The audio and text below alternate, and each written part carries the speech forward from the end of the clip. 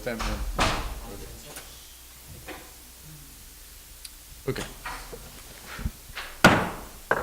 Good evening, everyone, and welcome to this session of the Atwater City Council for August 14th, 2017. If you'll please all rise for the Pledge of Allegiance, followed by invocation by Chaplain Meade.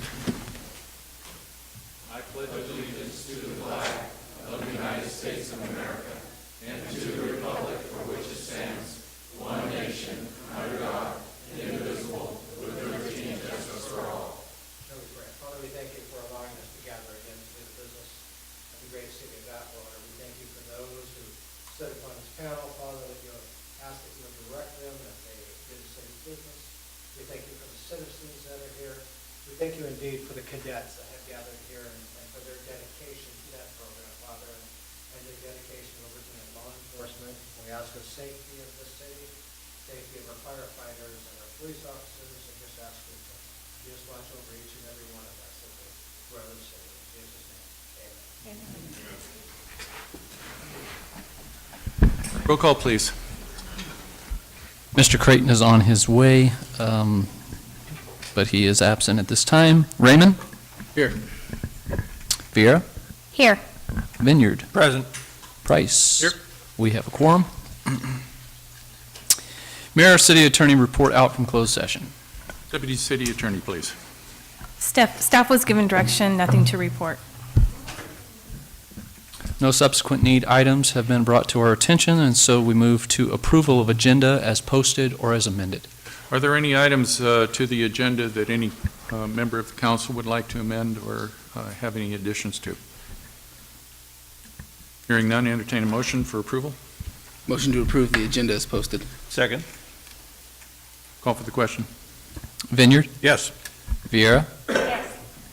Raymond? Yes. Price? Yes. Motion passes. Moving to ceremonial matters, presentation to Atwater Police cadets and advisors. Okay, if Chief Joseph and Officer Jantz, how about meeting me up front?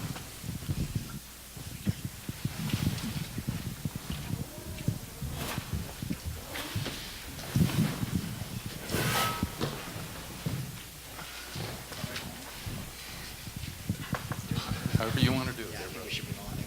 Okay. Well, tonight we're, as everybody is lining up here, we're recognizing our police cadets this evening, if you hadn't gathered that by now. And what we're doing is recognizing them not only for their participation in our 4th of July, my God, but you know, this is a program that is very, very, very instrumental in a lot of different ways. These young folks that you see here and their supervisors all take part in things that are, you know, will appear as menial type jobs and what have you. But, you know, the thing of it is that, you know, without them, those jobs would go undone. You know, doing things like directing people for parking and things like that at events. The 4th of July is a massive, massive undertaking. And these young people that you see before you and their supervision are instrumental in making all of that happen and go off without a hitch, really. I've never heard of any problems with that, and that's a true testament to these young folks and to their supervisors for doing a job very, very well done. So with that, I'll turn it over to Chief Joseph. Thank you, Mayor. Thank you very much. As the Mayor said, again, this is a program that is featured through the Powell Police Activities League, and each and every member here is a valuable source to the City of Atwater. And talking about the 4th of July parade itself, yeah, if you knew how much work these kids put into that, how much training and time and heat. You guys like the heat, huh? How hot it is and stuff. It's amazing. Without them, it'd be very difficult to this task. So I want to thank them. And currently our representative is Officer Jantz. He's the person that's in charge of the police department. And I want to give you this plaque here, if you can take it out for me real quick.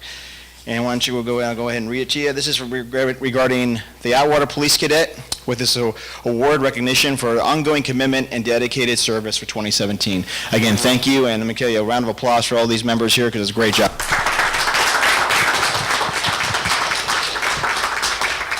Okay, so what we're going to do at this point is, Sammy, if you'll take that, and we're going to award these young folks their certificate of recognition, beginning with mascot, Gabby Madlock. Here you go, sweetie. Thank you. Ain't she cute? Lead advisor, Loopy Madlock. Brains of the family. Yeah, there you go. Thank you. Thank you. Okay, and the lead advisor, Mike Matlock.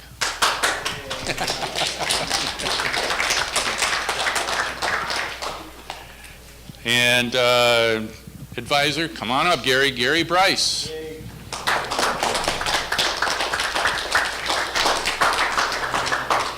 Gary does a lot of stuff with these young folks, and we're going to see about doing something to help out. Spend 17 hours with these folks on the 4th of July. They cut the old man a break. Yeah, Gary looked like he was going to melt that night out there, I'll tell you. Change your shirt. Okay. And advisor Jared Daniel. Is he here? He's not here. Okay. And let's see here. Advisor Tony Hernandez. Not here. Okay. And advisor Eric Rublakaba. There he is.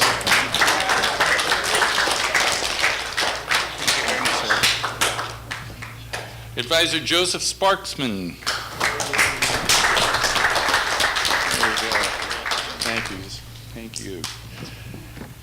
And advisor Alicia Sparkman. She's not here. Okay.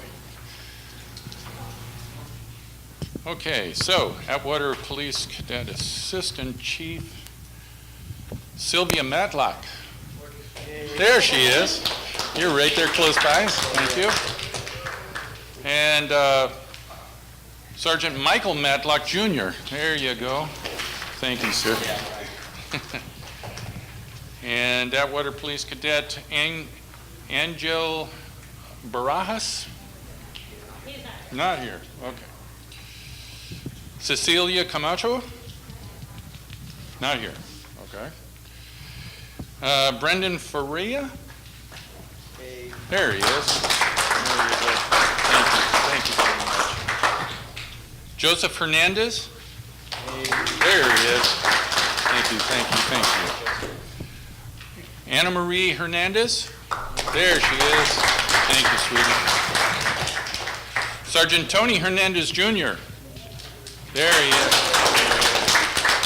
Thank you so much. Christy Howell. There she is. Thank you so much. Joel Lara. Not here. Hector Martinez. There he is. Thank you very much. Angel Mina. There we are. Thomas Mendoza. There he is. Thank you so much. Desendario Santilli. You know who you are.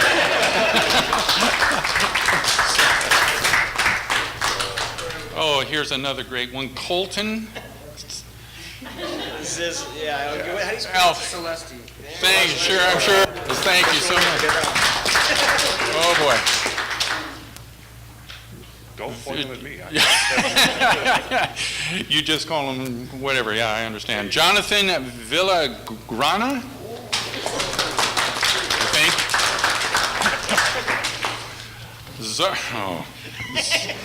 Zared Villagrana. All right. There she is. Thank you. And last but not least, Devontae Yoakley. There you go. Okay. Did we leave anybody out? All right. All right, ladies and gentlemen, here you are. This is your moment to shine, the police cadets for the city of Atwater, and the great job that you guys do. Thank you so very much for what you're doing there. Thank you. You can have a seat.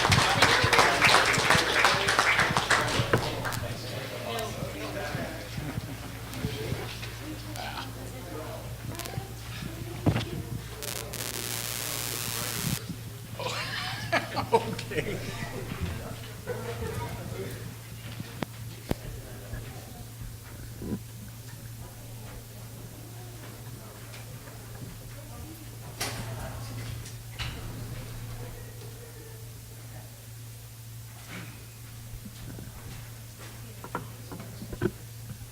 Next item, presentation of Adopt a Park signs for Heller Park and Walter Park.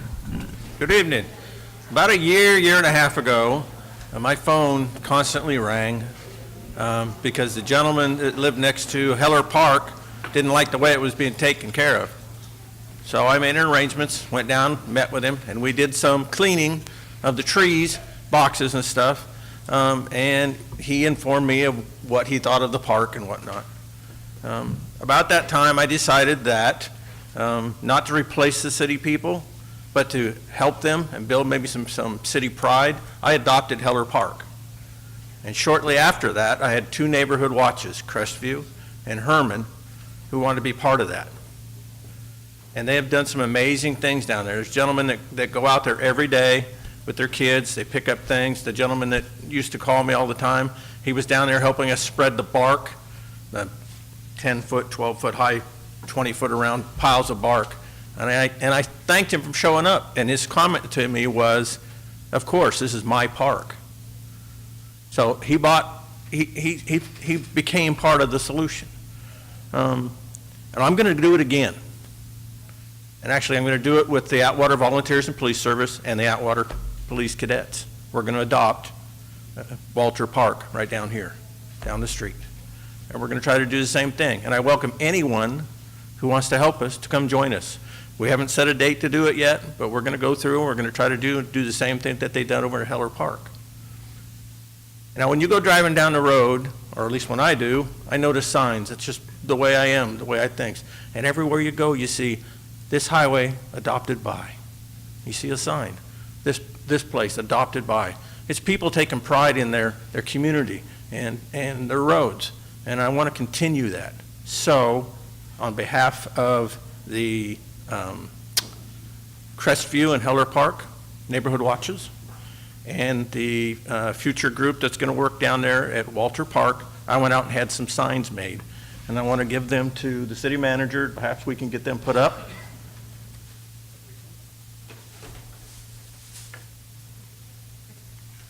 There's 2 signs for each park. And I like to put them on both sides so that people going up and down the street can know exactly who adopted the parks. And this is the one for Walter Park.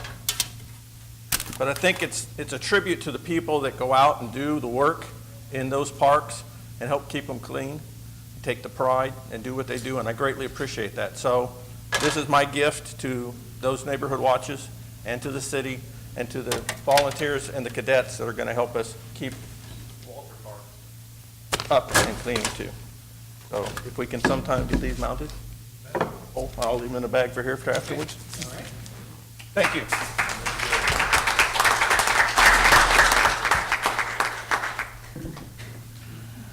Next item is our monthly verbal report by Merced County District 3 Supervisor McDaniel. And I see that Supervisor McDaniel isn't with us this evening. If he should show up during the course of the evening here, we'll go ahead and bring him forward.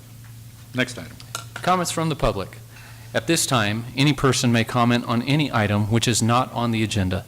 Please state your name and address for the record. Action will not be taken on an item that is not on the agenda. If it requires action, it will be referred to staff and/or placed on a future agenda. To comment on an item that is on the agenda, please wait until the item is read for consideration. Please limit comments to a maximum of 5 minutes.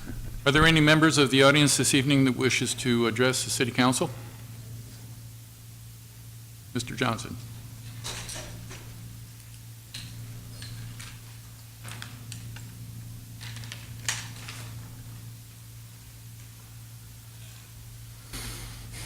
Good evening, Mayor, Council. Frank Johnson, CEO, President of the NAAAP. My comments tonight are many, but within the 5 minutes. First, I would like to speak on Chief Joseph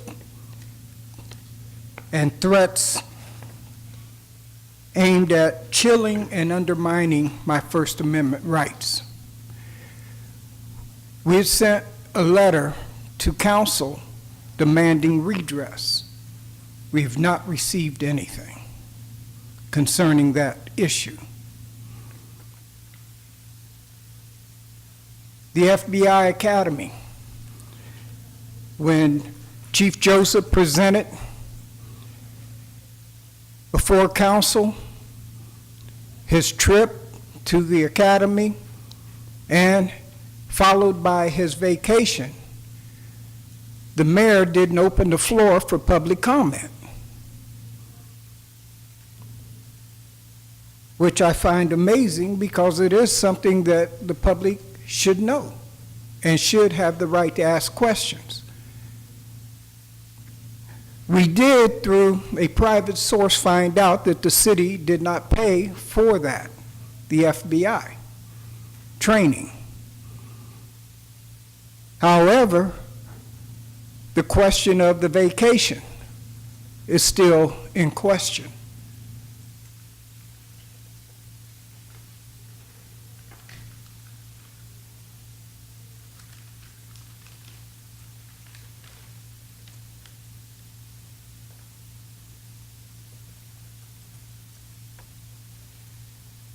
We want to know, was this a paid vacation, and who paid it? We sent Freedom of Information Acts. Still, we're getting runarounds. There's still the question of a detective that was being paid for 2 years, suspended and under investigation. Still no answer to that. The public wants to know.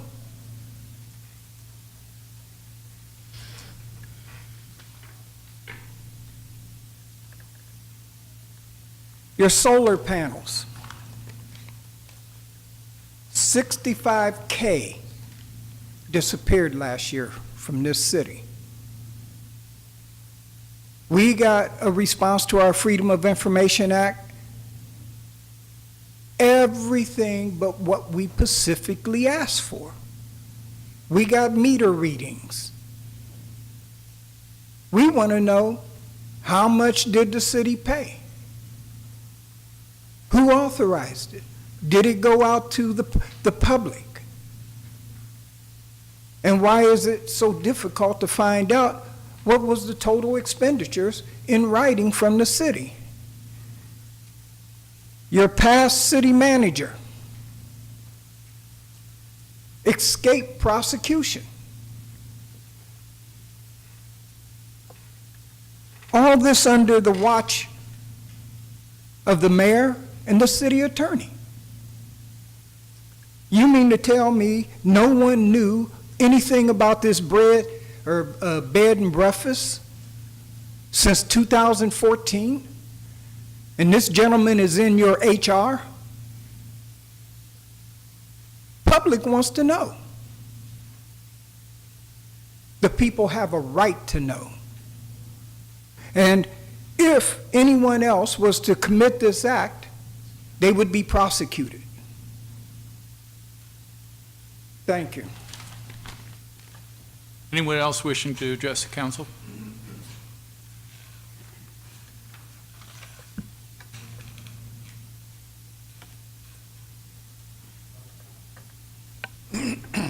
Tough act to follow. Eric Lee, 1199 Atwater Boulevard.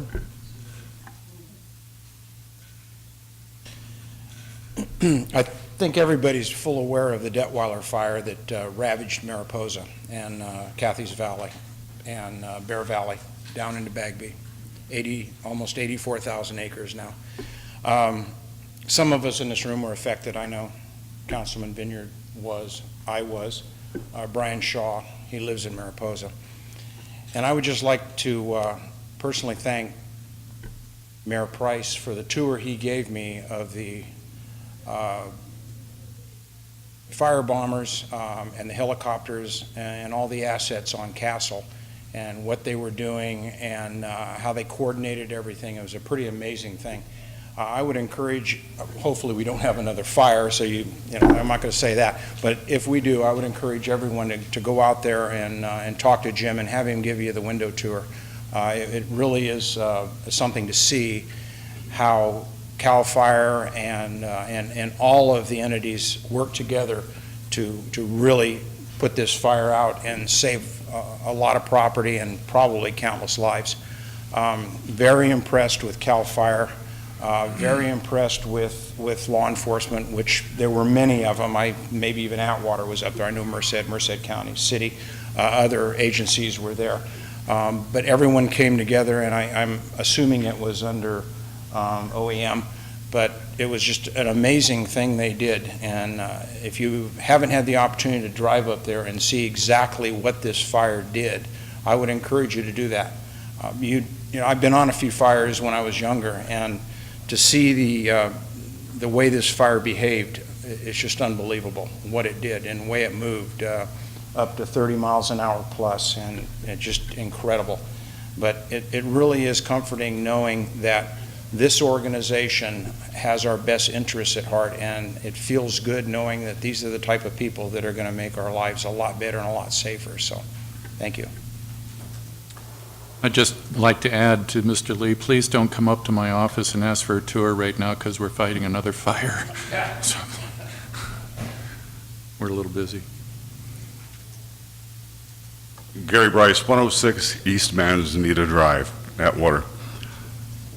I truly believe in the First Amendment. I believe everyone should have the right to ask questions. I'd like to exercise my First Amendment. I'd like to know who we is or are. This is, everyone has a right to stand in front of their accuser and defend himself. And I think this is only right. I'll make it real short. I keep hearing who we want to know. I want to know who we is. Thank you. Anyone else wishing to address the council at this time? Next agenda item, please. Consent calendar. Notice to the public, background information has been provided on all matters listed under the consent calendar, and these items are considered to be routine. All items under the consent calendar are normally approved by one motion. If discussion is requested on any item, that item will be removed from the consent calendar for separate action. Are there any items on the consent calendar that council members would like to remove for separate consideration? Are there any items any members of the audience would like to remove for separate consideration? Seeing none, entertain a motion for approval. Motion to approve consent calendar is posted. Second. Call for the question. Viera, Yes. Vineyard, Yes. Raymond, Yes. Creighton is still absent. Price? Yes. Motion passes.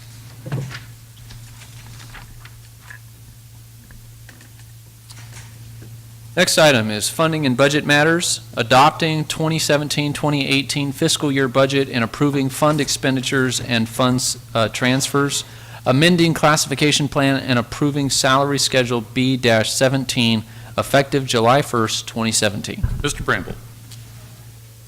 Mr. Mayor and Council, obviously we've gone over a number of questions and a number of presentations.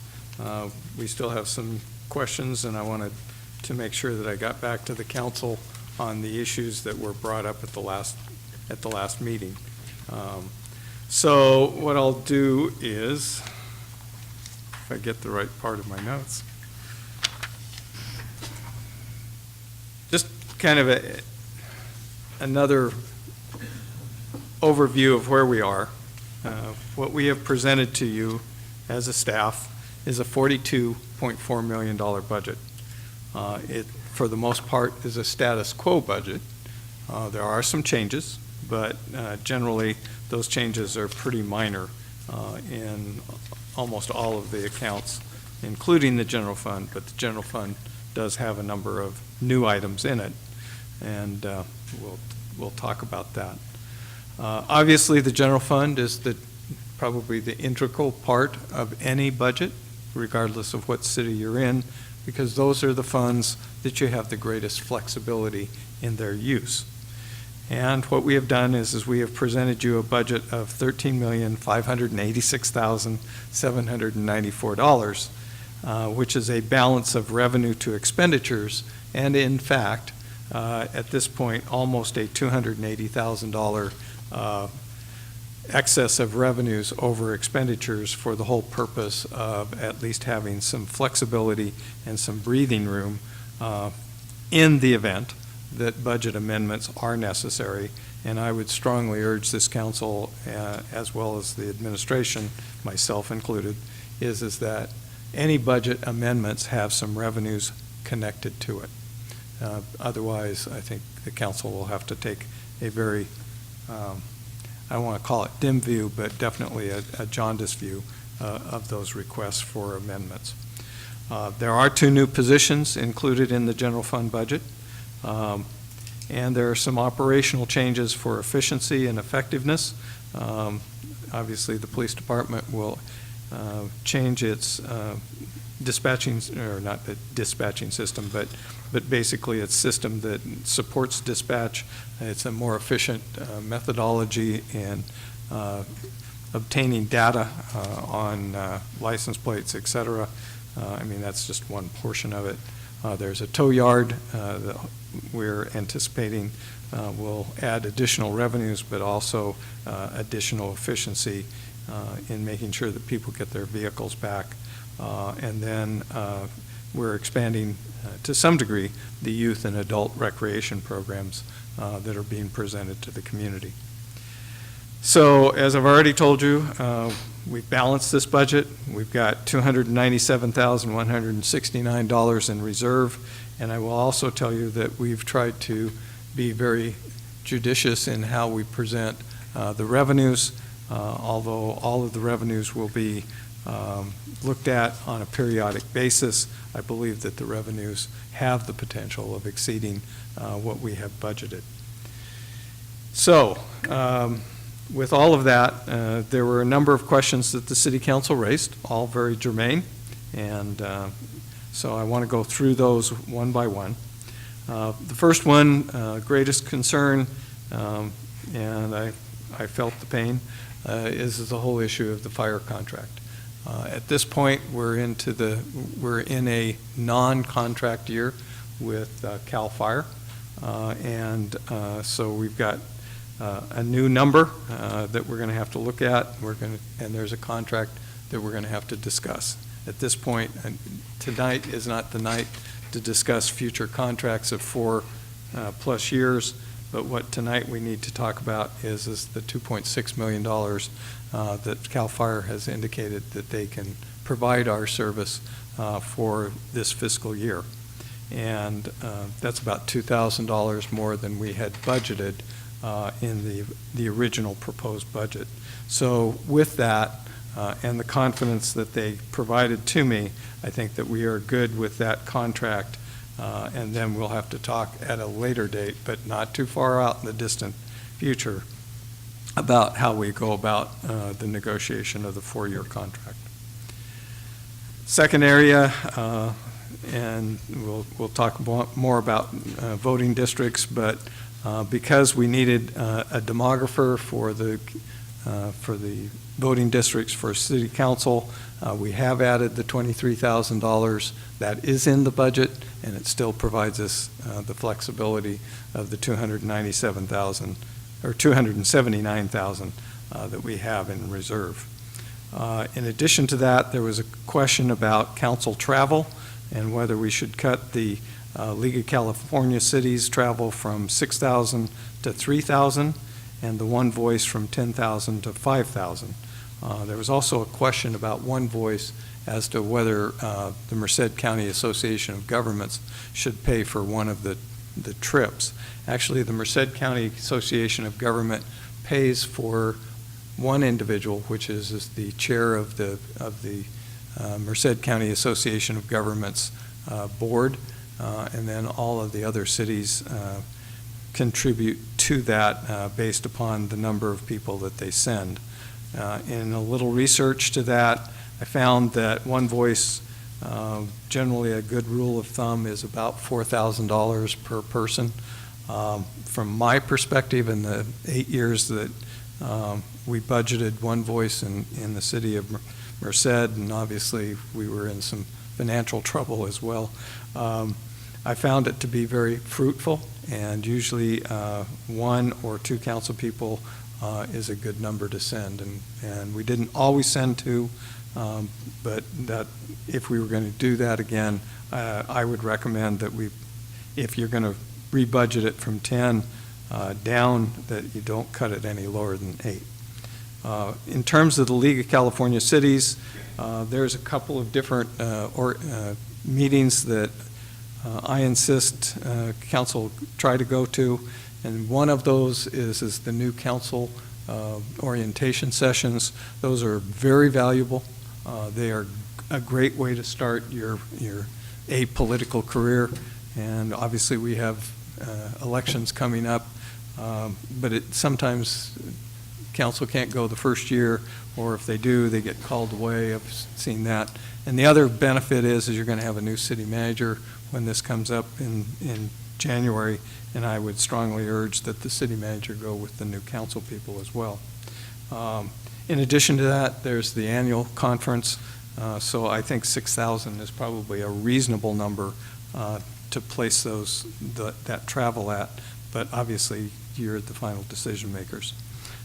In terms of new positions, there are 3, well, really 2.5 new positions. And really, if you look at it, it's really only 2.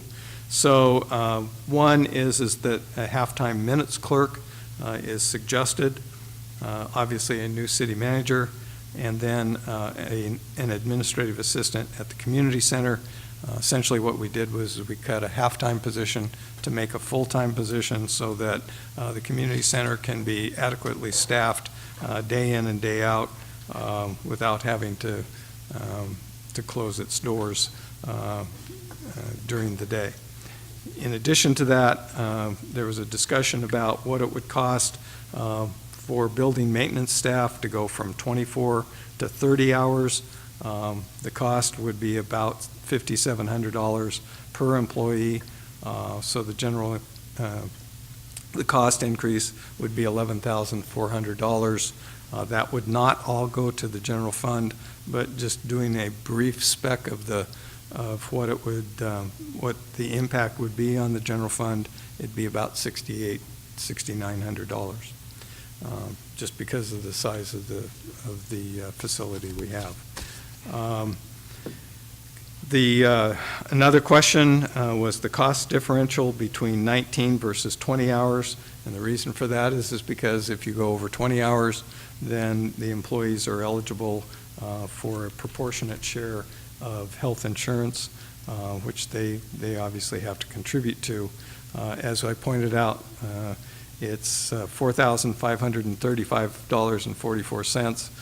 We do have some 20 to 27 hour employees, and we have those part-time employees in finance, the police department, and in equipment maintenance. If we were to cut some of those hours back to the 19, then we would definitely be in a position where we would have to add some bodies to make up the difference, because we're still going to have to provide service to the public, and if we cut that in equipment maintenance, it will impact the ability to keep our rolling stock out on the streets. I think they're shaking the almond trees. Okay, so I've talked about that. In terms of the school resource officers, definite concern about making sure that We are fully covered on the expenses that we have related to the officers that we provide to the schools, 70% of their working year. We have negotiated with the elementary school, the high school district, as well as Valley High School. Only Valley has responded to our request to cover the full 70% of the officer's salary plus benefits, but also to cover the $3,600 in equipment maintenance or vehicle maintenance that we have to provide to that school. The high school district, in looking at it, actually they did not express any reservations to the cost or the hours or the vehicle maintenance. The only thing that they talked about was having a little more flexibility on their part to pay the overtime costs that we would incur for the officers that would be at the events at the high school. And they have a lot more evening events and would like to have the officers at those evening events. And so they don't want to be limited by $3,000. And actually, that's kind of what they were before. So now, if we open that up, they can pay that actual cost. I haven't seen the contract yet, but that's what they talked about. And then the elementary school district, we've not heard back from them.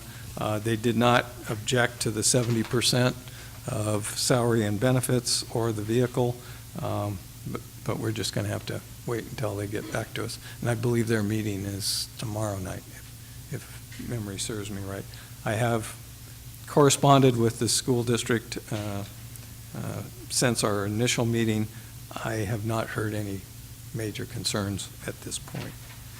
So we've responded to all of the city council's issues that I'm aware of, and so I'd like to open it up to any questions that you have, and then if there's citizen comments, I'll try to respond to those as well. Councilmember Villar.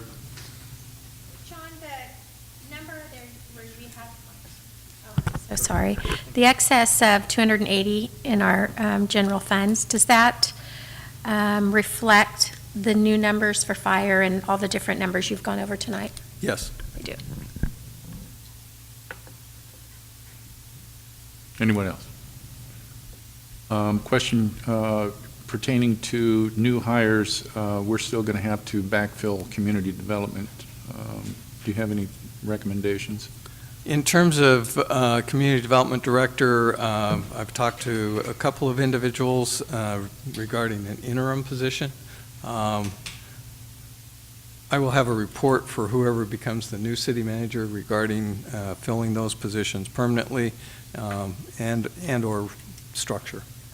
Okay. Mr. Vineyard? Yeah, actually, I've been questioned about the in lieu issue. I know we've discussed it numerous times. And the question was, since we don't have certain contracts, why don't we do away with in lieu? Can you explain the difference as far as cost-wise? Okay, for those employees that choose not to take the city's insurance, we offer them an in lieu payment to cover insurance. And that in lieu payment equates to roughly 50% of the cost of an insurance. So it can save the city anywhere on the order of from $800 a month to as little as I believe it's $350 a month.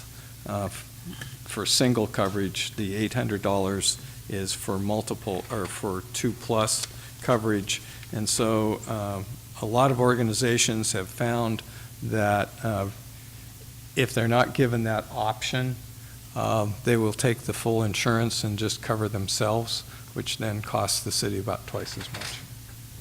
Thank you. Okay. Any other questions from the council? Mr. Raymond? I just noticed in here, going over it over the weekend, that, we've been talking about car allowances and stuff, and I see there's some that are $4,200 and some that are $500. Is that I'm sorry, I missed for something. vehicle allowance?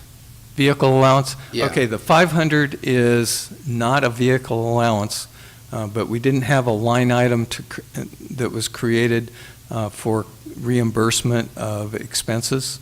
So if they drive it, we would pay them at 53.5 cents, which is the federal IRS rate, but they have to drive it first.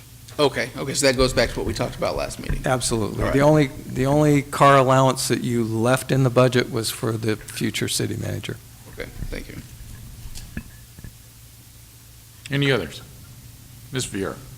Yeah, I just wanted to make a comment. It's not really a question. I know I spoke with city manager in regards to the budget and a couple concerns I had.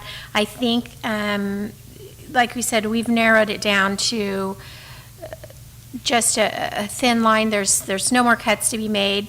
There were a couple positions that were being created that even though I feel that they were needed, I'm not sure that it's, I mean, we have so many needs citywide that we're plugging the biggest hole. So I just want to put my concern out there with that I feel that there is still a little bit of wiggle room there, but other than that, I think it's a pretty solid budget. One of the things that I was concerned with the money that we have, in the, what, 280 grand? Is that what we're talking Roughly, about? yeah. I would like to suggest that, we haven't had a reserve for God knows how long here.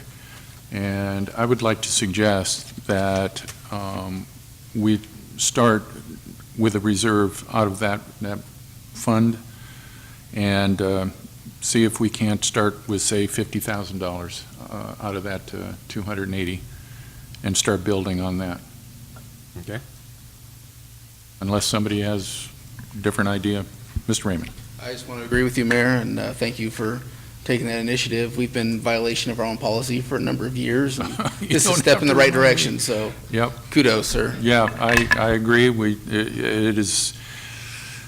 It's been tough, and so, this is the first opportunity we have to put something aside, and, 50 grand isn't a lot, but it's something to build on, and, hopefully, in the budgets in the years to come are going to be able to build upon that. I don't know where the revenue is going to come from, but at least we start with some type of seed money, so we start with that.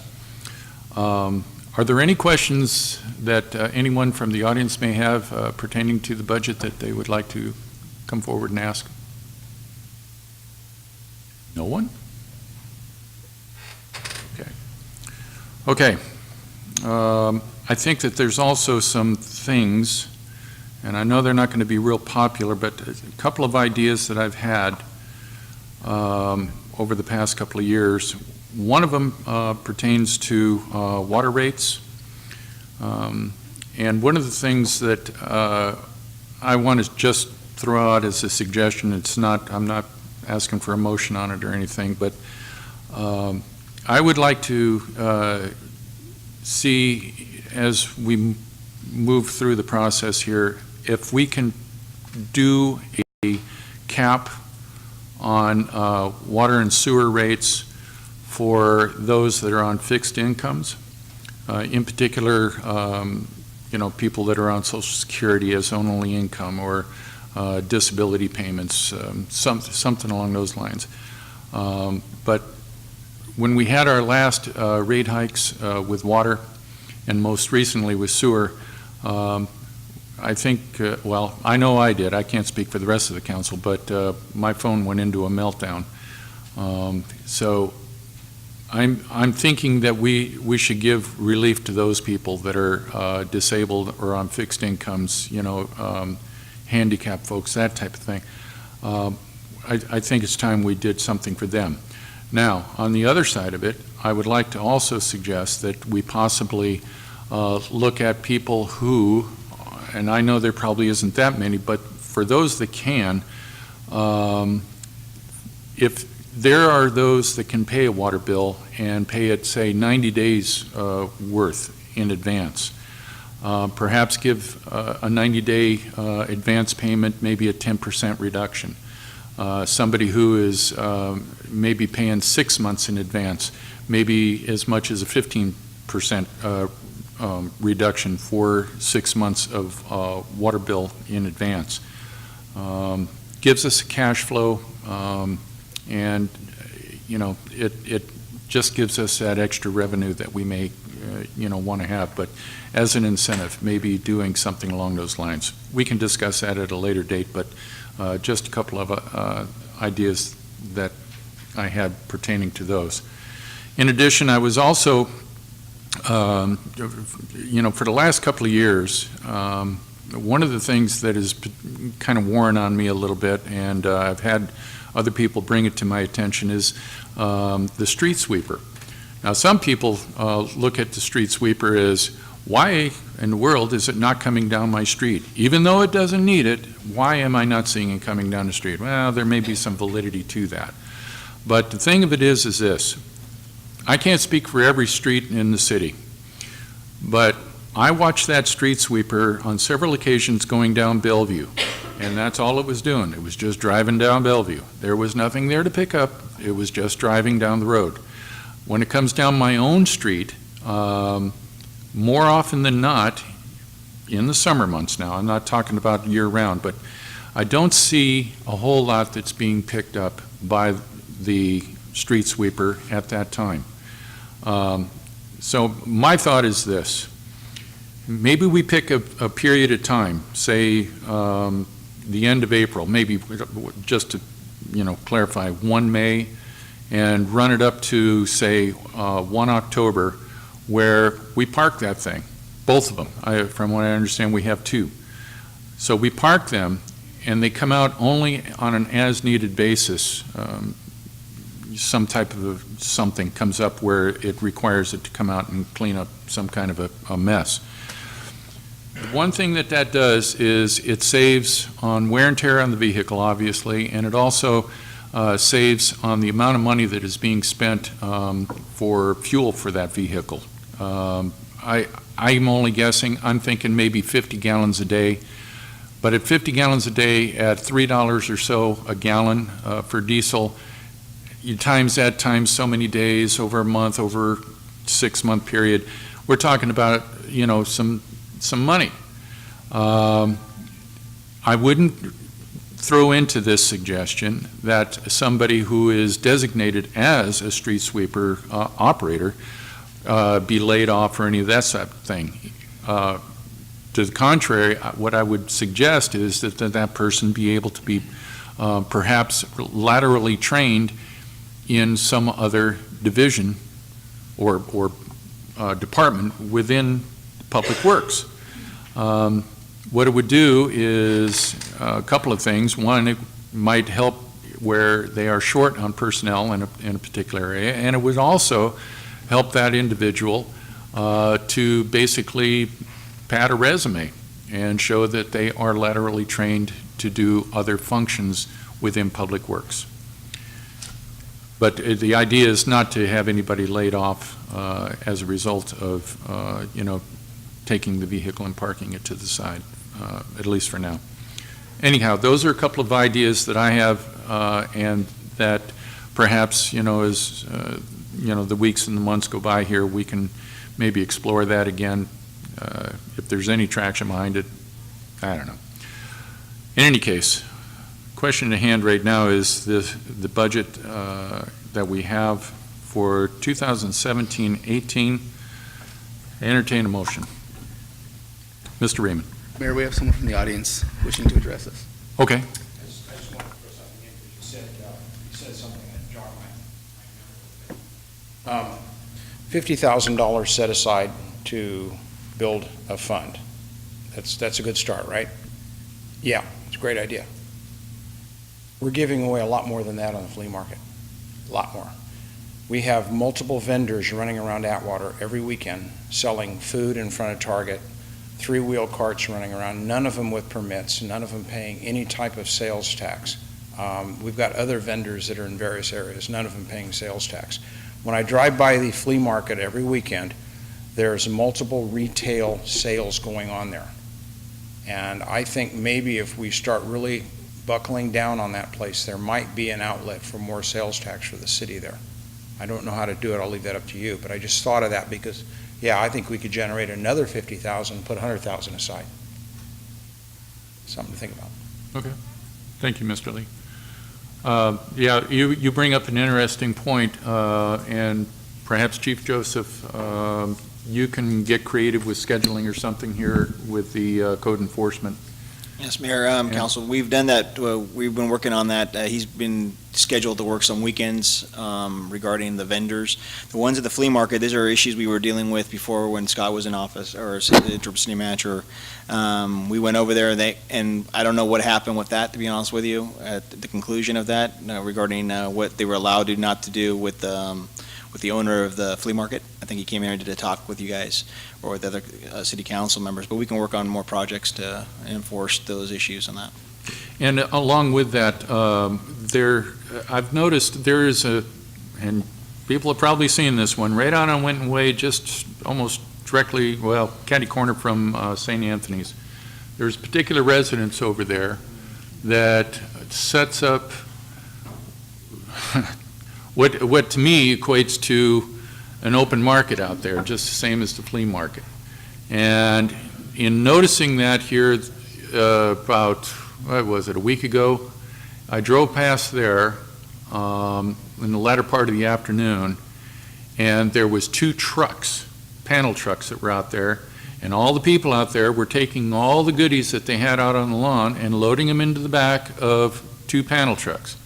Now, might not be the sharpest tool in the shed, but I can see that this is not somebody that's just taking items out of the house and selling them for a couple of bucks on a weekend. That's a business. To me, that is a business, and somebody is using that particular residence as conducting their place of business. Now, they may have second-hand items and all that type of stuff out there, but when you see those items being loaded back into trucks to be taken away, I think that it's pretty safe to assume that they're not using it as the typical person that's running a garage sale on the weekend. The area you're looking at is Mr. Bryce's pet peeve on that one. We've been dealing with that one for quite a while, and Mr. Velasquez is already working a detail on. There's about 6 or 7 of those type of vendors throughout the city. And unfortunately, one code enforcement officer, and that happens on weekends, primarily on Fridays and Saturdays, which he's off, so we've been trying to implement overtime on his utilizing him on weekends. And he's already working on that project right now with that person. Just got to go through the process of approving what they're doing. Rather, we have to go through a process, but he's working on that. And that was, like I said, Mr. Bryce's pet peeve. Been working on that for a while. So, well, I'm with Mr. Bryce on this one. So. Okay. Are there any other comments that anyone may have towards the budget? Okay. Any other discussion from the council? Suggestions? Anything? Now's the time. Entertain a motion. Mr. Vineyard. A motion to approve Resolution 2958-17, is that correct?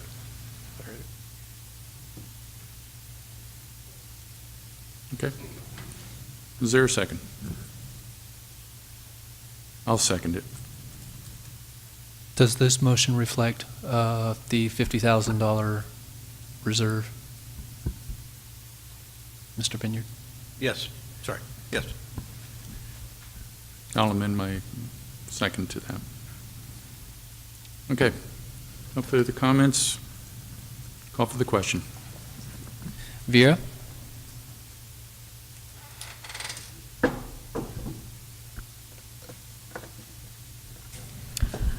Yes. Raymond? Well, this is the best budget that we've seen since I've been up here. We still don't meet our 20% set aside, and we're still, deeply in debt, but I have to vote no. Mr. Creighton is still absent. Mr. Vineyard? Yes. Mr. Price? Yes. Motion passes. All right, city attorney reports and updates. We're moving to verbal update regarding City of Atwater purchasing manual. Deputy City Attorney, please. Yes, Mr. Mayor, the purchasing manual and the ordinance have both been revised. At this point, they will be provided to the city manager this week for publication and for agendizing on August 28th. Okay.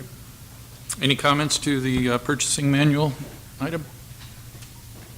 Okay, next item, please. Interim city manager reports and updates, adopting resolution for exception to the 180-day wait period, and approving employment agreement for interim finance director. Mr. Bramble. Mr. Mayor and Council, in doing a little research of people that would be available to fill in for Laquinder Dole, I found an individual from our neighboring city that has retired as of April 15th. She doesn't meet all of the PERS requirements, and thus the purpose for the resolution on the exception of the 180-day wait period. It's an employment agreement for this individual to do special projects and provide needed financial assistance that we're going to need to have completed over the next 5 months.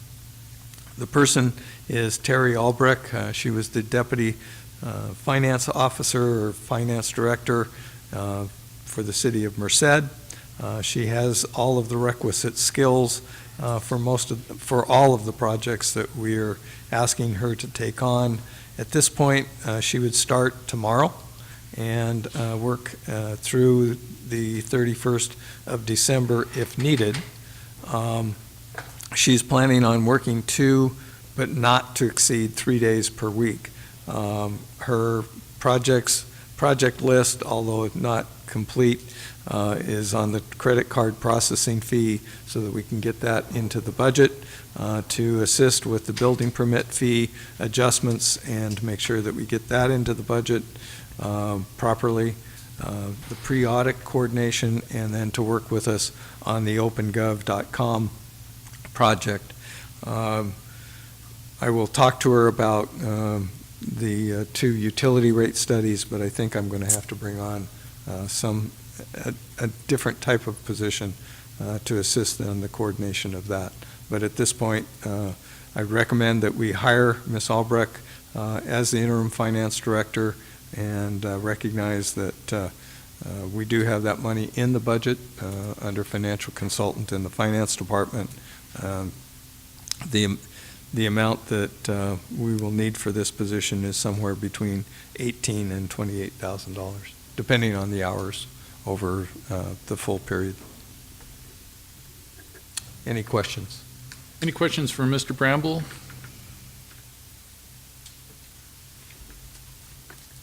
Mr. Raymond. I know it had been discussed previously that we'd be working closely with the Municipal Resource Group we have a contract with for consulting in the finance.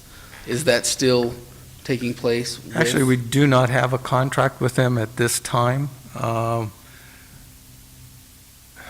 I think we can do it cheaper than municipal resource consultants by having somebody that would be an hourly employee as opposed, and still has the requisite skills.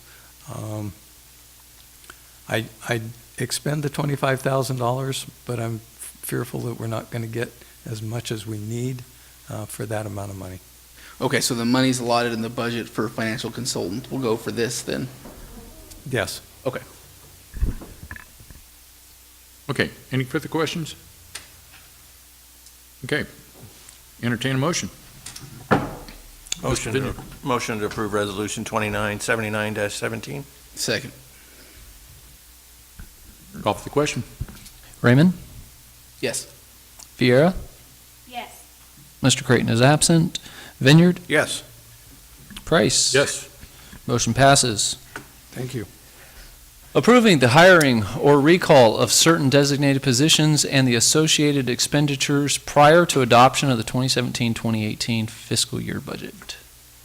Yeah, since you adopted a budget, this resolution or approval is not completely necessary, but I will go through. Obviously, we have a number of positions that we need to fill to keep our operation efficient and effective, and responding to our citizens. So we have 2 full-time positions and 5 seasonal positions.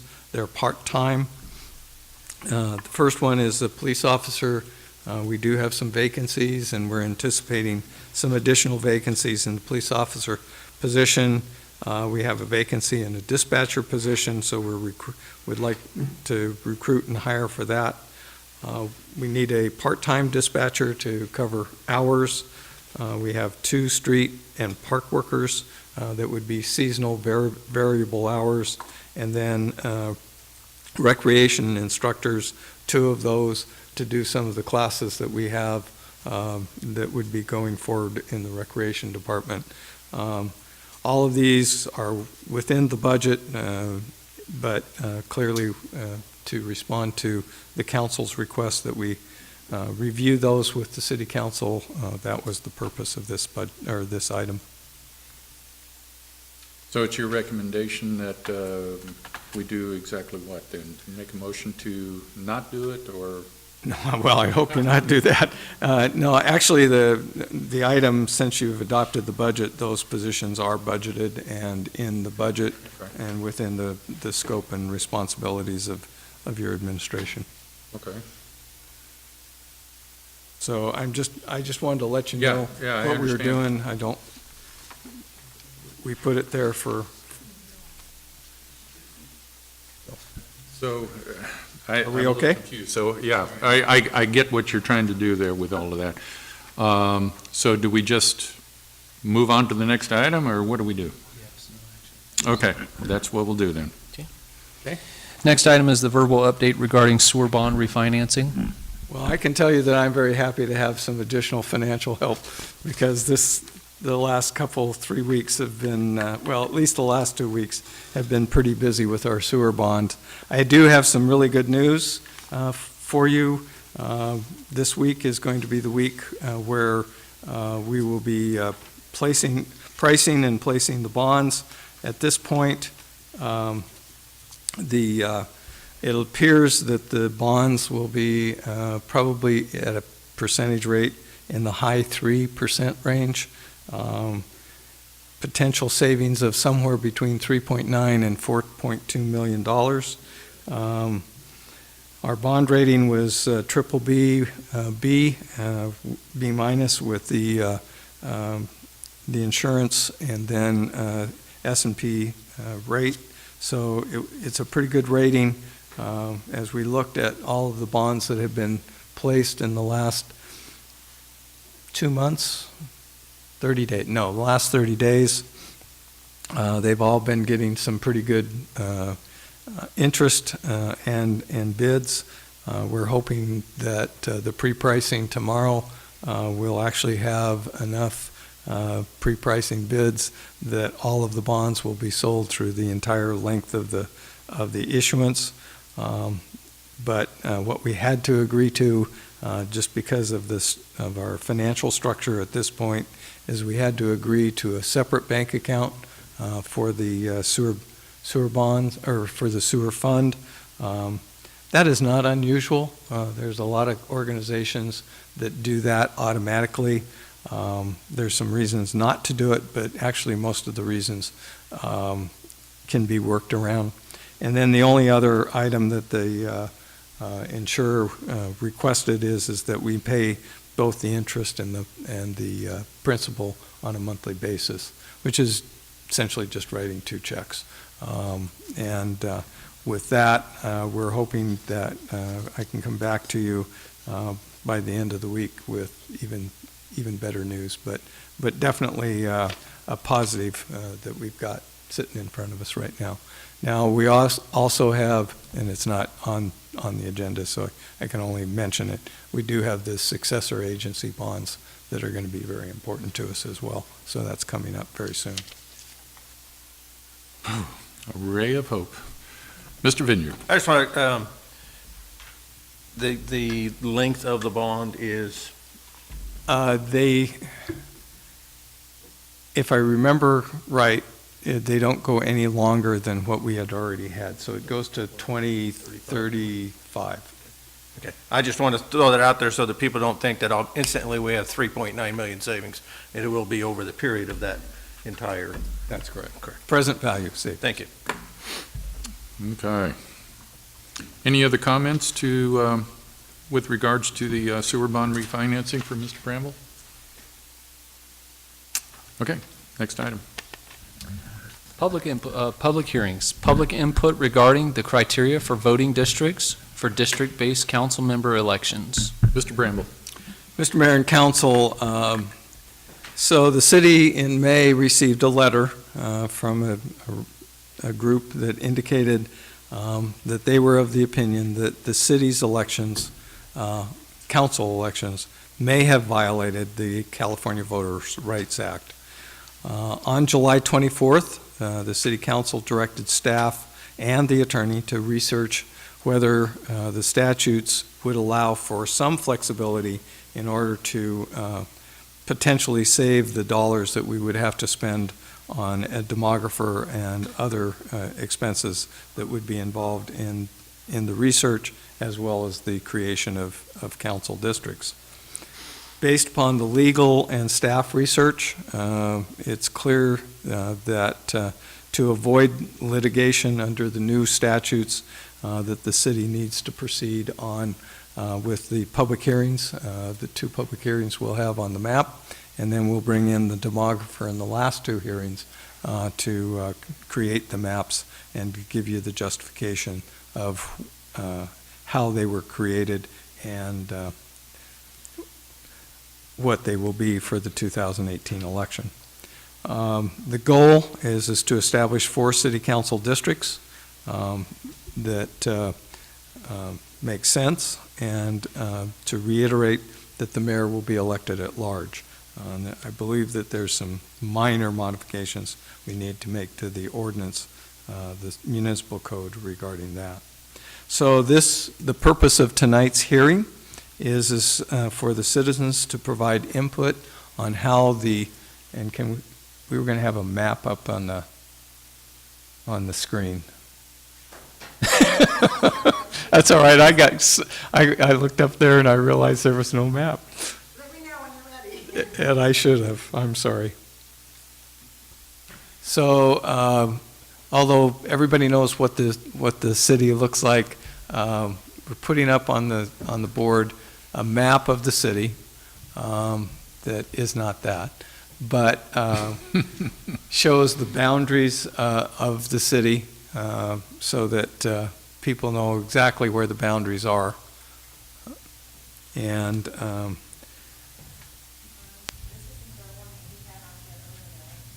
no.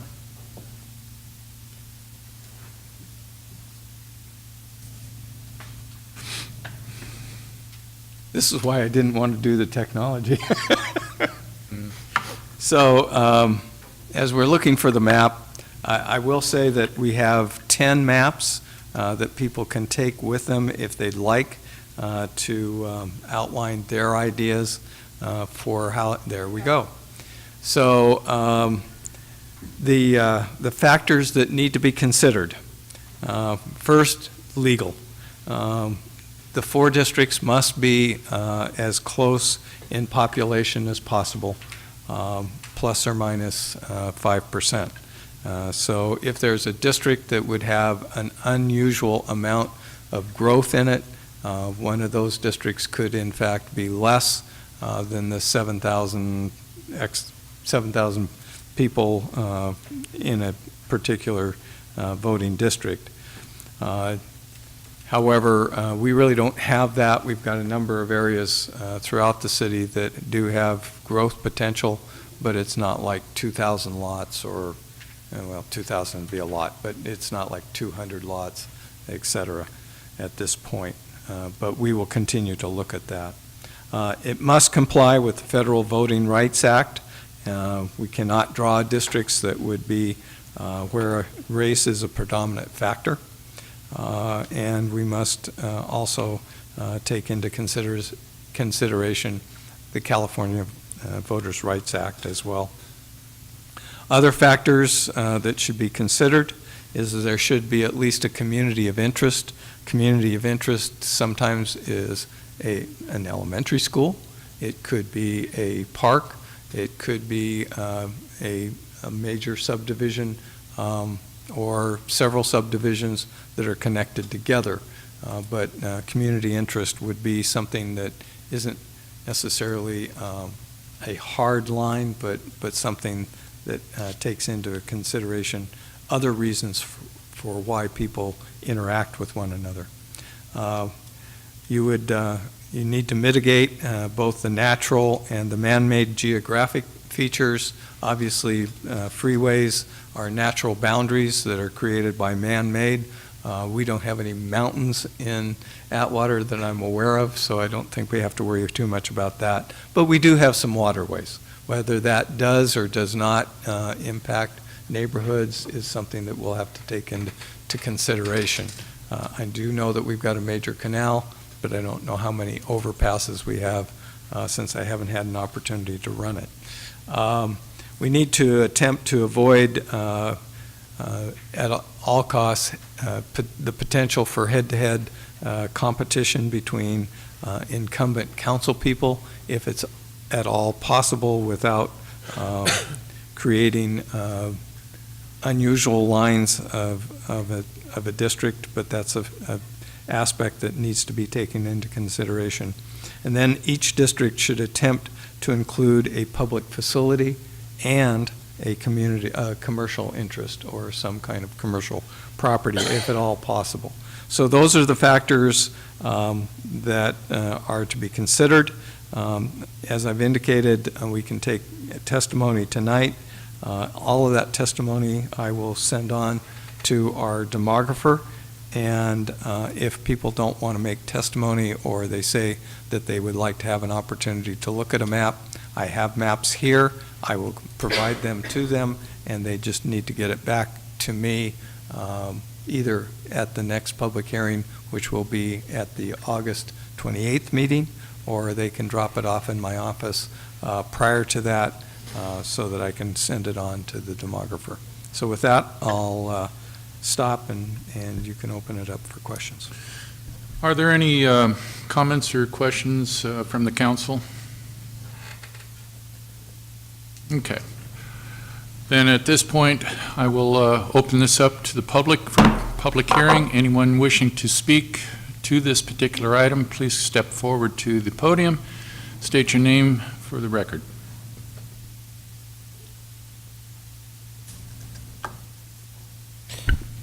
Eric Lee, 1199 Atwater Boulevard.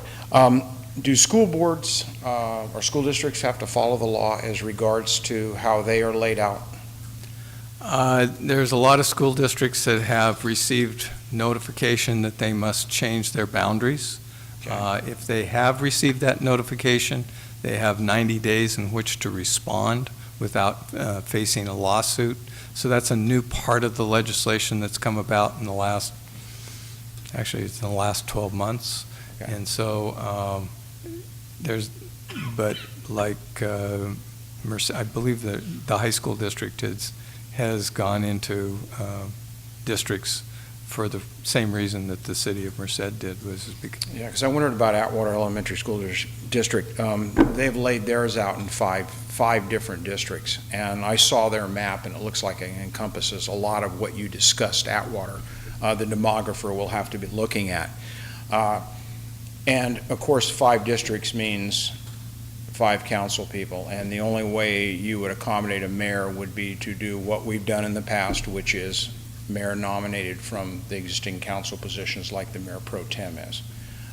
The other alternative you could look at, and of course I don't know the expense of it, I don't think there would be much, would be 5 council people with a 6th position for mayor. And that 6th position would be elected at large, and that mayor would be simply here to run the meetings like Mayor Price does. He would only, or she would only vote in the case of a tie or if they made up the quorum. That could be an option that we could look at. I think Atwater's probably going to be better off with 5 districts than 4, because to bring in what you were discussing might be a little bit tough with 4. I think we need 5. Might be something to consider. I don't know. I may be wrong. But anyway, that's my input. Thanks.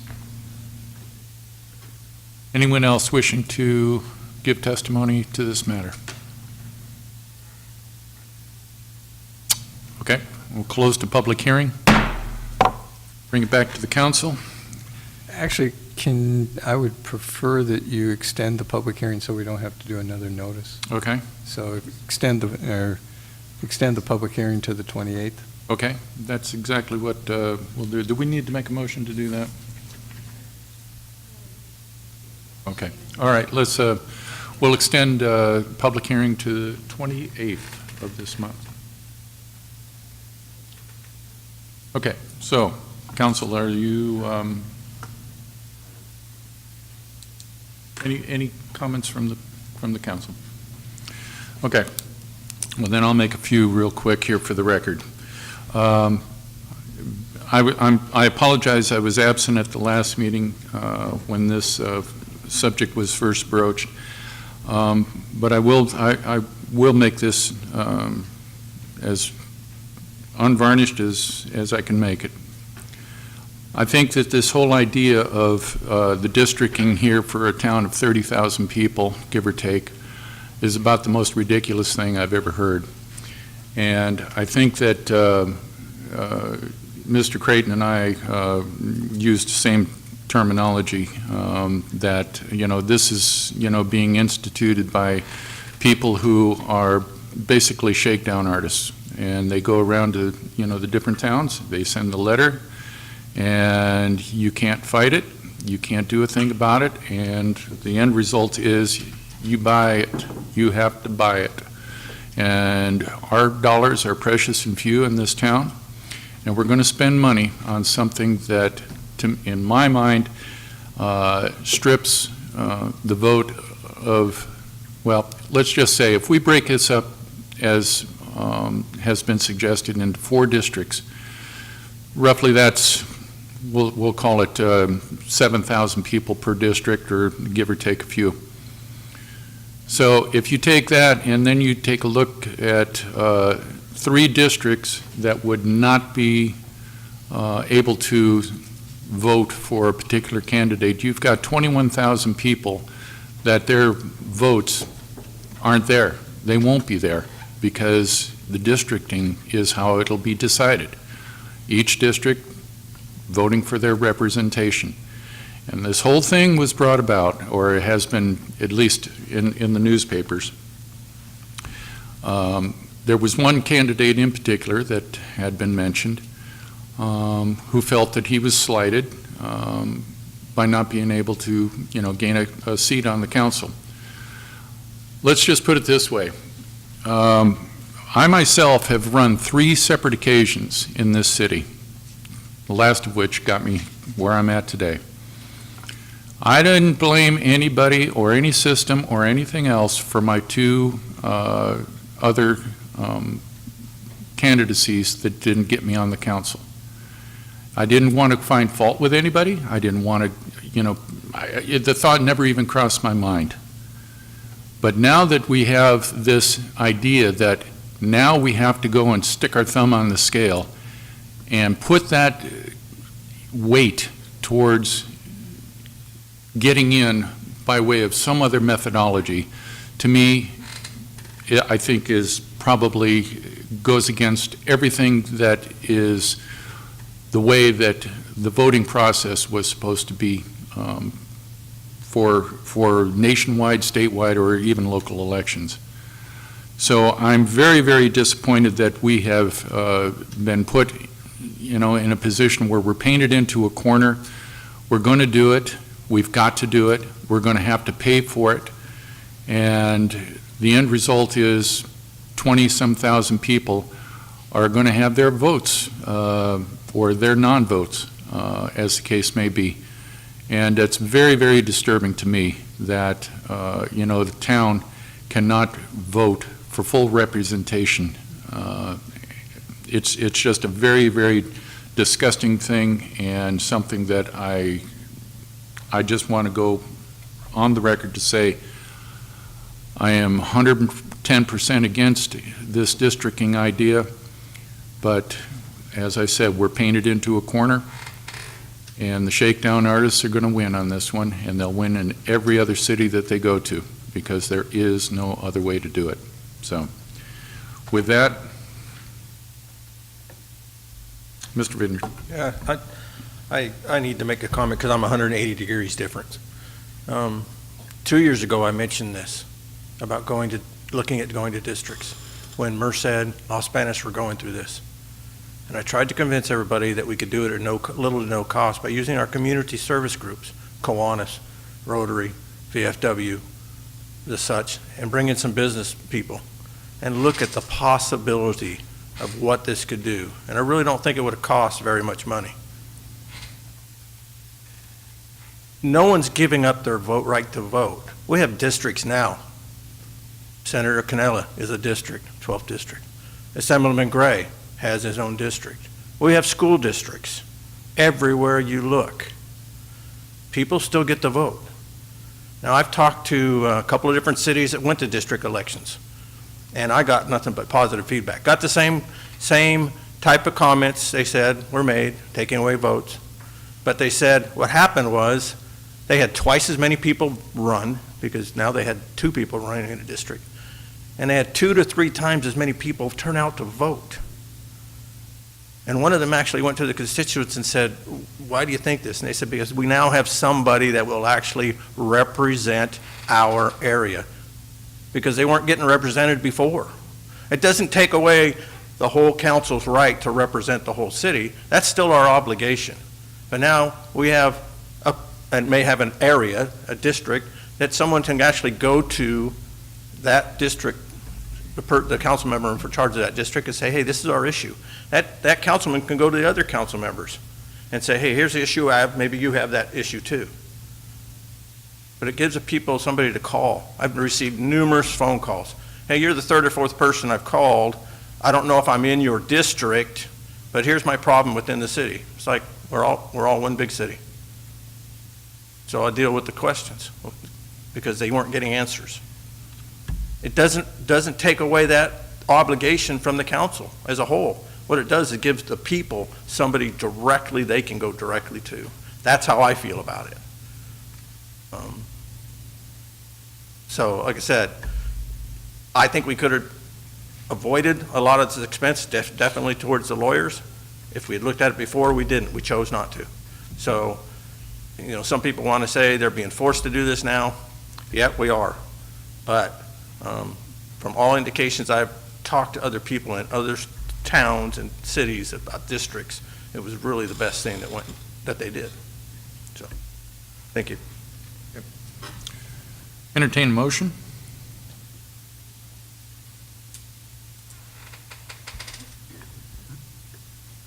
Nobody wants to make a motion, okay. Are we continuing this to the 28th? It's Motion to continue the public hearing until August 28th.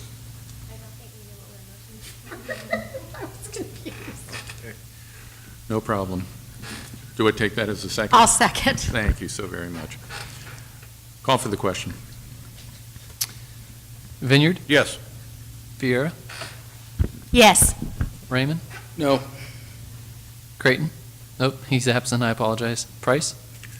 Reluctantly, yes. Motion passes. Moving on to the next item. Waiving the first reading and introducing ordinance number CS 985, amending Chapter 5.40 massage therapy of the Atwater Municipal Code. Deputy City Attorney, please. So before you, this evening, you have ordinance number CS 985, which amends Chapter 5.4 of the entitled Massage Therapy of the Atwater Municipal Code. Chapter 5.40 regulates the practice of massage therapists and massage therapist trainees within the city. So currently, you have a criteria that is laid out which provides the manner in which massage therapists can obtain a permit from the city to conduct their business within the city limits. Current case law, or current law came out, which is AB 2194, which also became effective on January 1st of this year. And it required or made some amendments to the Massage Therapy Act to clarify some of the requirements that local governments should implement in order to provide some additional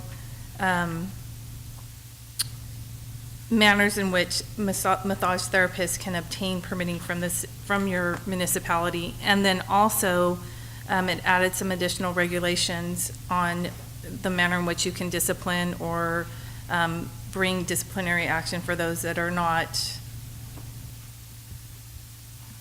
conducting business as permitted. One of the main changes that we've added to the ordinance is that those massage therapists which are currently certified under the California Massage Therapy Council or by that council, if they provide current certification, they don't have to also then meet all of the other requirements on, the number of hours that they had to practice, et cetera, that are already laid out in our ordinance. So it's either they have a certification, or if they don't have a current certification, then they can go through the steps that are laid out in the ordinance to try and obtain the permit. So it's either or, so it just gives an additional option for obtaining a permit from the city. The only other change or main change is that it's required some additional types of disciplinary action that the city should impose when a certification is revoked, suspended, or a violation of the code occurs based off the actions of the massage therapist. That's all laid out and has been laid out in the ordinance before you, which have been provided in the packet. So today we're just basically bringing the ordinance up to date with current law to make sure that we're in line and we're meeting the standard requirements under state law. So it's just recommended that you waive the first reading, introduce your ordinance, and adopt it if possible this evening. Okay. Any questions for City Attorney pertaining to this from the council? Okay, this is a public hearing. We'll open up the public hearing. Anybody that in the audience that wishes to speak to this particular item, please step to the podium at this time. State your name for the record. Okay, seeing none, coming forward, close the public hearing. Bring back to the council. Question I have, a couple of questions here. When it comes to this massage therapy type of a business, can this be done within a residential area? Okay. I don't think we have that in the ordinance. I don't see a place in the ordinance where it says that it can be Okay, done in well- residential. So similar to any other business. More specifically, where can the business be conducted or will be conducted? It's my understanding that it would occur in what's zoned commercial. So where a business is permitted, that's where they can conduct their business. So it Right. would not be like in their residence, in their home. It would not be a home occupational Okay, so permit. when somebody makes application to do this type of a business, would the application process indicate where the business will take place? Yes, yes. Okay. And at that point, we're comfortable, well, I mean, should this specify to be done in areas of commercial type application only? Should that indicate in there as well? I think it if I'm not mistaken, it should be listed in zone, under the zoning ordinance that says, specific businesses must be established or can only be established within that Okay. zone, if I'm, John? I believe that that's correct, but I think we should take a look because there are people who do in fact do massage therapy that will go to an individual's home or physical therapy. Right. So we probably should make sure between now and the next reading that we've covered that. Good question.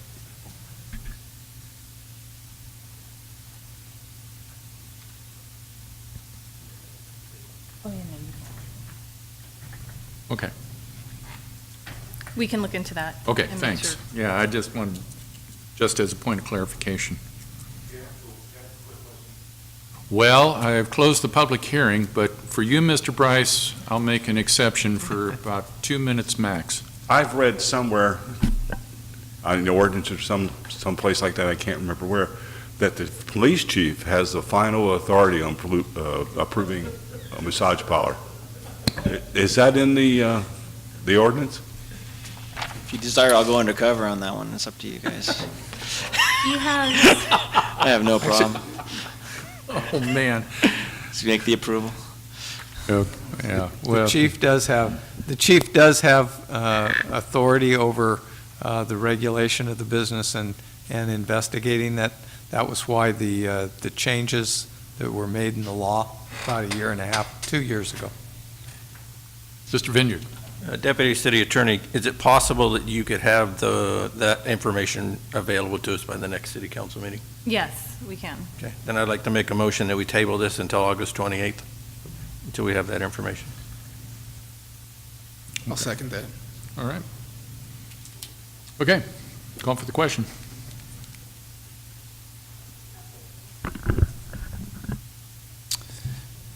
Vineyard, Yes. Vieira, Yes. Raymond, Yes. Price. Yes. Motion to table is approved. City council matters. City council comments. Mr. Raymond. The only thing I have today is that school is going back in session this week, so drive carefully around town. The little kids are going to be out and about, so Yeah. watch those. Good point. Ms. Vieira. No comments tonight from Ms. Vieira. Mr. Vineyard. I want to echo what Councilman Raymond said. In the radar trailers, putting them out today, it's still amazing. They were very effective on slowing most of the traffic down, but there's still a large portion of the traffic out there that is just flying through these streets. So just please beware. As you said, school is starting. There's kids, I believe, actually start Wednesday. The teachers are back now, but start practicing it tomorrow and slow down. If you're that big a hurry because you're running late, get up 15, 20 minutes earlier. You don't have that last cup of coffee, but it's important that we're careful out there in the streets. Thank you. I want to thank Mr. Vineyard for pinch hitting for me at the last city council meeting and for everybody putting up with me being gone. As Mr. Lee had alluded to, we are, actively working a lot of aircraft, and you probably see them coming and going, and they're all running to different fires. There's one going right now, South Fork up in Yosemite, which from the looks of it, it looks like that one's probably going to go for about a week. It doesn't look good. In any case, there's a lot of things mentioned, and I don't want to take anything away from it, but, we have a lot of people, the CAL FIRE folks, U.S. Forestry, all the different strike teams, all the different, people that are all part of this thing of, fighting these fires. And if anybody had an occasion here over the last couple of weeks anyway, when the Detweiler fire was going, the Castle Airport became, it was a war zone. This is where we had like 16 helicopters, firefighting helicopters. We had, help me out, Jane. There was repair stations. There was tire changing stations. There was every kind of anything to repair fire apparatus and all that kind of stuff, all positioned right out on a big concrete pad just west of the control tower. And that went on for a week and a half, 2 weeks. Yeah. And to tell you, this was around-the-clock stuff. Boy, I'd like to have had the tire-changing concession out there because, man, there's a lot of tires getting yanked off of fire trucks and new ones put on. But the thrust of what I wanted to say to all of this is this. In my business, we're active, in the business of supporting those aircraft coming in and going out to drop the retardant. And, we, like I say, we put a lot of, stock in the CAL FIRE people and air crews and that kind of stuff. But I'll tell you right now, all of these people wouldn't be able to perform the duties that they're performing were it not for those people that are behind the scenes that never seem to get that recognition. Like I mentioned, the guys that are changing the tires, there's a diesel mechanic guy out there, there's different mechanics in different stations that were out there doing that. The guys that are out there that are putting the retardant into the aircraft out there, these guys are standing out in that 100-degree heat, and as soon as an aircraft is gone, their time doesn't stop. They've got to go back and they've got to break open these huge plastic sacks of this stuff. It looks like orange Gatorade powder, and they have to dump it into a hopper and get it all mixed, put into tanks, so that as soon as that next aircraft pulls in, it's already mixed and ready to put into the aircraft. It's those guys, it's the marshalers for the planes, it's all of those people that are the unsung heroes that have not been recognized by, these folks. I want to, make it public tonight, and I hope that, everybody hears about it, and I'll go to my own office. Kevin Cruz and Isaiah Navarro, two guys who work for me, are out there. They were out there tonight, and made it possible so I could be here tonight for all this hilarity. It's those guys right there, and I just want to give those guys the kudos that they so deserve, because there's a lot of people behind the scenes that nobody ever really pays attention to, and I just want to make sure that they're noted. Lastly, I just wanted to go and say that I would like to conduct a town hall meeting on the third week of September on either a Tuesday or Wednesday evening. And so, council, if you can, take a look at your calendars if you haven't done so already. And that would be like either the 19th or the 20th of September. Yes. That'll work for me, Mayor. Which day? Either one. The Okay. 19th is best for me. 19th? Okay. Brian? No Pac-Man right now. Study long, study wrong. That's how I get through the day. There you go. Look at the 19th. The 19th? Tuesday the 19th work? Okay. All right, let's make it for, let's say 6 o'clock at the community center on the 19th. Okay. Very good. Okay. So please, ladies and gentlemen, at home and here tonight, man, there's a lot of things going on in the city, a lot of things, that are going on all over the place that affect you. I highly encourage you to come by with your questions and your comments and suggestions, and we'll try to do the best we can to answer all of your concerns, okay? So, with that, is there any other afterthoughts for the council? None? Okay. This meeting is adjourned. Thank you.